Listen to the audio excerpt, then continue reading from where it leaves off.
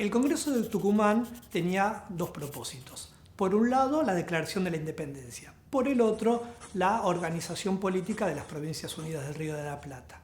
En ese sentido, su objetivo era sancionar una constitución y eso promovió que se discutiera si debía constituirse una república o una monarquía. En relación a la posibilidad de constituir una monarquía, había algunos dirigentes políticos que propiciaban la coronación de un monarca descendiente de los incas.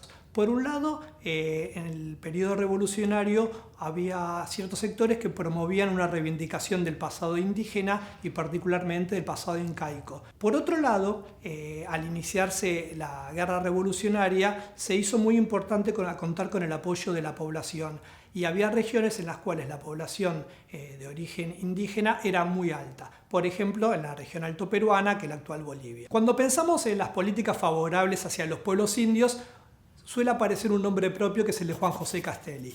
Esto se debe a que como jefe político del ejército que fue hacia el Alto Perú a fines de 1810, promovió numerosas medidas en favor de ellos. Particularmente suele recordarse el acto con el cual se conmemoró el primer aniversario de la Revolución de Mayo, el 25 de mayo de 1811, en Tiahuanaco. Pero esta política no era solo de Castelli. Los distintos gobiernos llevaron adelante medidas favorables a los indios, ya sea la abolición del tributo en 1811, la abolición de la mita, la encomienda y el yanaconazgo que hizo la Asamblea del año 13, etcétera, etcétera. Para entender la política de los gobiernos revolucionarios hacia los pueblos indios tenemos que tener presente dos cuestiones más.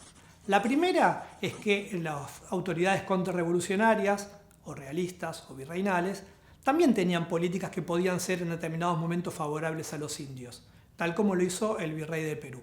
Por otro lado, tenemos que tener en cuenta cuál era la propia percepción y los propios intereses que tenían los indios, porque parte del problema es la propia idea de considerarlos como indios o indígenas o pueblos originarios como si fueran una sola entidad que no tuvieran divergencias e intereses o perspectivas distintos. Cuando se constituye el Congreso de Tucumán, en 1816, se plantea la necesidad de sancionar una constitución. En ese marco aparece Manuel Belgrano, que acababa de llegar de Europa y que propiciaba la constitución de una monarquía. Y más, propiciaba la constitución de una monarquía a cuya cabeza debía estar un descendiente de los incas. No era el único Belgrano. Sin embargo, este proyecto, que fue muy debatido, no llegó a buen puerto y fue desechado finalmente. En el Congreso de Tucumán contó con el apoyo de los diputados que venían de la región altoperuana, salvo un caso, y algunos diputados de los pueblos del interior o del norte.